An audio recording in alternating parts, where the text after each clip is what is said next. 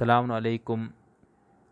گزشتہ ویلاگ میں ہم نے یزید کی شخصیت کے حوالے سے جو گفتگو کی تھی اس میں اہل تشیع کا موقف آپ کو بتایا تھا کہ ان کے ہاں بقول ان کے اہل علماء کے یزید کی تکفیر پر اتفاق ہے، اور اس میں ہم نے اشارتاً یہ بات بھی کہی تھی کہ خود اہل سنت کے کچھ علماء ہے جو یزید کی تکفیر کے قائل ہے، اور تفسیق یا فسق یزید کے تو سارے اہل سنت بقول اعلیٰ حضرت وغیرہ کے قائل ہے۔ جن کچھ لوگوں نے اس میں اختلاف کیا ان کا بھی میں نے آپ کو موقف بتایا، اور پھر اس کے بعد اب سوال یہ پیدا ہوتا ہے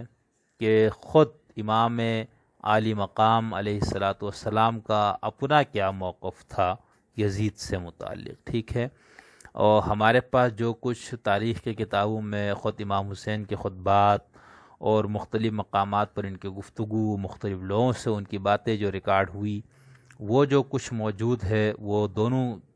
مسلک کی کتابوں میں موجود ہے، اہل تشیع اور اہل سنت کی۔ تو ہم یہ دیکھیں گے کہ خود امام حسین کا خود یزید سے متعلق کیا خیال تھا، وہ کیا سمجھتے تھے کہ یزید کس سیرت اور کردار کا مالک شخص ہے۔ تو میں امام حسین کے مختلف جو ان کی گفتگو الگ الگ کئی مواقع پر جو کی گئی، ان سے چند ایک میں آپ کے سامنے پیش کرتا ہوں۔ مثال کے طور پر جب حضرت امام حسین سے بیعت کے لیے عتبہ کے بیٹے ولید نے ایک مطالبہ جو کیا تھا، مدینہ کا جو گورنر اس کو بنایا گیا ہوا تھا، تو اس کے اندر تاریخ کی کتابوں میں لکھا ہے کہ ولید کو جب اس نے بیعت کا مطالبہ کیا تو امام حسین علیہ الصلوۃ والسلام کا جواب اس کو ان الفاظوں میں تھا، یعنی اے گورنر، ہم بیت نبوت کے حامل ہیں، رسالت کی کان ہیں، فرشتوں کا ہمارے گھر آنا جانا ہے، اللہ نے سلسلہ ہدایت کو ہم ہی سے شروع کیا ہے اور ہم ہی پر اسے ختم کرے گا، جبکہ یزید ایک فاسق شخص ہے،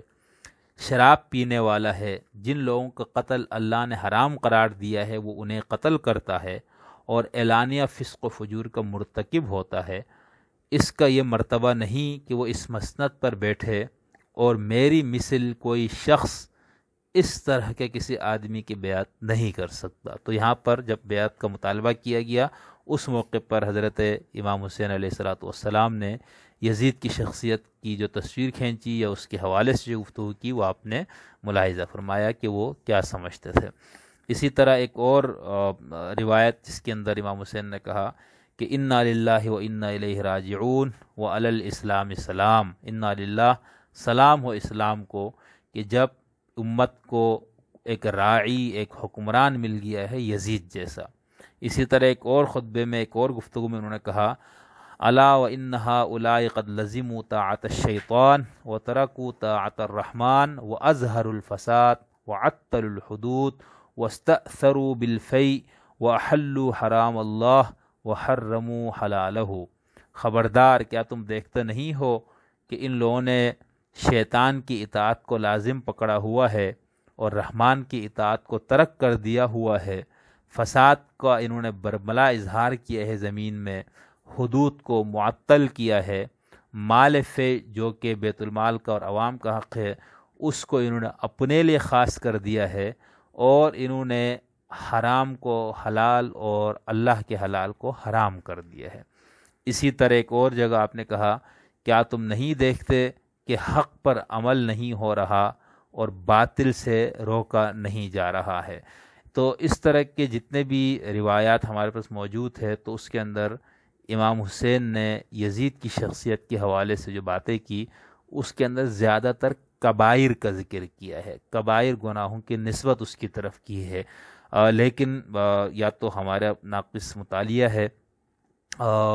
پورا ہم اس کو شاید نہیں پڑھ پائے، یعنی ان کے سارے خطبات اور گفتگوؤں کو، تو انہوں نے اس انداز سے دو ٹوک لفظوں میں اس کی تکفیر کی بات تو نہیں کی، لیکن وہ سارے اعمال اس کی طرف منسوب کر کے امام حسین نے بتایا ہے کہ اس شخص کے اندر مسلمانیت نام کی یا اسلام کا یا مسلمانوں کے حاکم ہونے کے لیے جن بنیادی چیزوں کی ضرورت ہے ان میں سے کوئی بھی چیز نہیں ہے، ٹھیک ہے؟ یعنی شارب خمر ہے، فاسق ہے،